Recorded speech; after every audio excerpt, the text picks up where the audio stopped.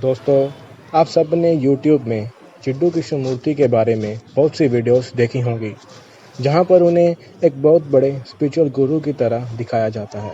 पर यह वीडियो उन सब वीडियो से अलग होने वाली। इस वीडियो में हम चिड्डू कृष्णमूर्ति को एक स्पिरिचुअल गुरु की तरह नहीं, बल्कि एक फिलोसोफर की तरह देखेंगे और उनकी फिलोसफी में जो भी कमियां थी, उन्हें समझने की कोशिश करेंगे।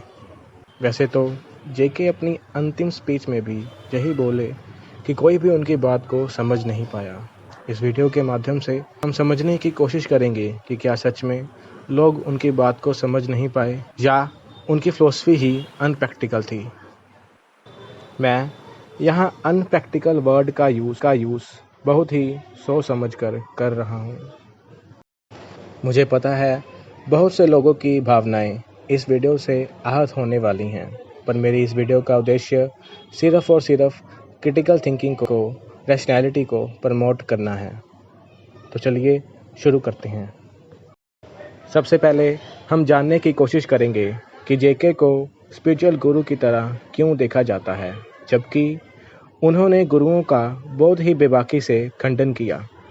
उन्होंने बहुत बार स्पिरिचुअल गुरुओं को लेकर उनके अंदर की जो फ्रस्ट्रेशन थी, उसे अपने लेक्चर में काफ़ी बार जाहिर किया है।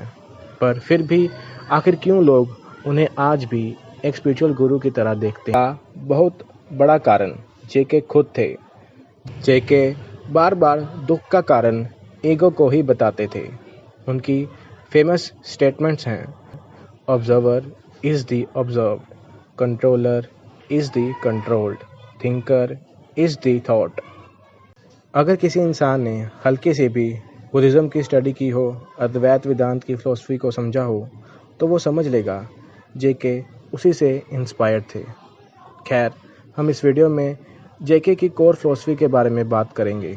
जेके का, जैसा कि मैंने पहले भी आपको बताया, उनका मानना था ईगो से सफरिंग क्रिएट होती है। तो आइए हम जानने की कोशिश करते हैं कि क्या सच में ईगो ही सफरिंग का कारण है। सबसे पहले हमें यह समझना होगा कि ईगो आखिर चीज़ क्या है। जेके के अकॉर्डिंग थॉट जो कि लिमिटेड होता है, उससे ईगो बनती है। ईगो से डिवीज़न बनती है, डिवीज़न से ही कॉन्फ्लिक्ट पैदा होता है और कॉन्फ्लिक्ट से ही सफरिंग पैदा होती है। सबसे पहले हम समझते हैं कि क्या सच में ईगो थॉट से बनती है। देखिए दोस्तों, ईगो का मतलब होता है कि हमारे होने का एहसास, हमारे होने का जो एहसास होता है, हम उसको ही ईगो बोलते हैं। हर लिविंग बीइंग में हम ये एहसास को देख सकते हैं। बस बात इतनी है, हम इंसान शब्दों के माध्यम से इसे बोलकर बयान कर सकते हैं। एक बच्चे में भी उसके होने का एहसास पाया जाता है। यह एहसास किसी मेज़, कुर्सी, पत्थर में नहीं पाया जा सकता। ईगो बनती है हमारे बॉडी के बायोलॉजिकल स्ट्रक्चर की वजह से, पर जेके का, जैसे कि मैंने बताया, मानना था कि थॉट की वजह से ईगो बनती है, क्योंकि हम शब्दों के माध्यम से इसे दूसरों के सामने बयान करते हैं। तो जेके को लगा अगर ये शब्द ना हो तो ये होने का एहसास भी नहीं होगा। ये ठीक ऐसा ही है बोलना ठीक ऐसा ही होगा अगर किसी इंसान को बहुत प्यास लगी है और वो इंसान शब्दों के माध्यम से अपनी प्यास को जाहिर करे, पर सामने वाला सोचे कि ये ऐसा बोल रहा है कि उसे प्यास लग रही है। यह शब्द ही उसकी प्यास का कारण है। साथियों, जेके को भी यही भ्रम हुआ कि थॉट की वजह से ही हमारे होने का एहसास पैदा होता है। अगर थॉट ना हो तो एहसास भी नहीं होगा।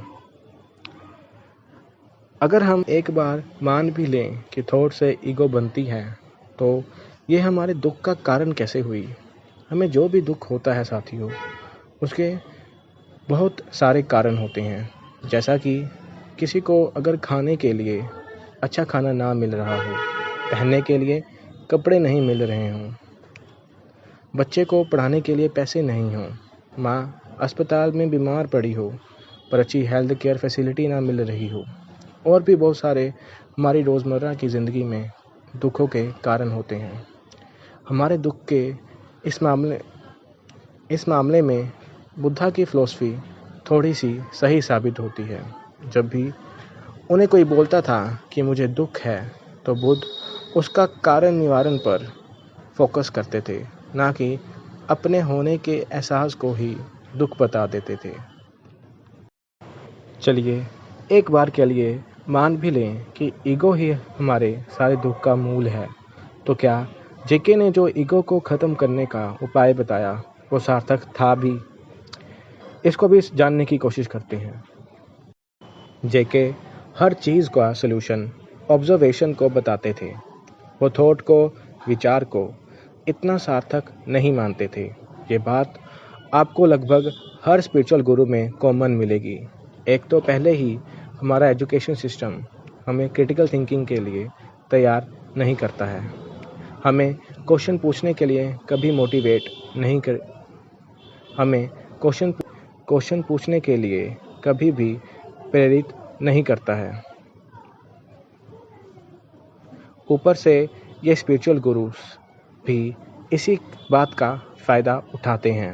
खैर, हम अपने टॉपिक में वापस आते हैं। ऑब्जर्वेशन से क्या ईगो सच में ख़त्म हो सकती है? अक्सर जेके के फॉलोअर्स उन्हें बोला करते थे कि हमें आपको सुनते हुए 10 साल 20 साल हो गए हैं, हमें कोई भी बदलाव नहीं दिख रहा। इसका सबूत आप यूट्यूब में उनके लेक्चर्स जो अवेलेबल हैं वहाँ देख सकते हैं। ऑब्जर्वेशन से प्रॉब्लम कैसे सॉल्व हो सकती है? जब तक हम अपनी प्रॉब्लम पर विचार ना करें, उसे समझने का प्रयास ना करें, तो हमारी समस्या कैसे दूर हो पाएगी साथियों? इसे एक उदाहरण के साथ समझने का प्रयास करिएगा। आपने सोचिए 2 दिन से कुछ नहीं खाया, आपको बहुत ज़्यादा भूख लग रही है, उससे आपको बहुत ज़्यादा कष्ट हो रहा है, आपसे वो सहन नहीं हो पा रहा। आप उसको ऑब्ज़र्व करिए, उससे आपका सारा दुख दूर हो जाएगा। भला ये कैसे संभव है? साथियों, जेके की फ़िलॉसफ़ी इसी तरह बहुत सी अनलॉजिकल मान्यताओं पर बेस है।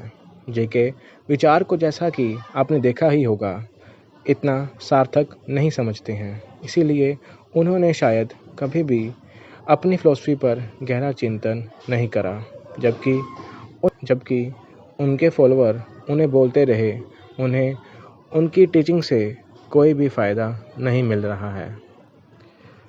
मैं अपनी वीडियो को इसी के साथ अंत करना चाहूँगा। मुझे उम्मीद है मेरी बातें बहुत सारे लोगों को सोचने के लिए प्रेरित करेंगी।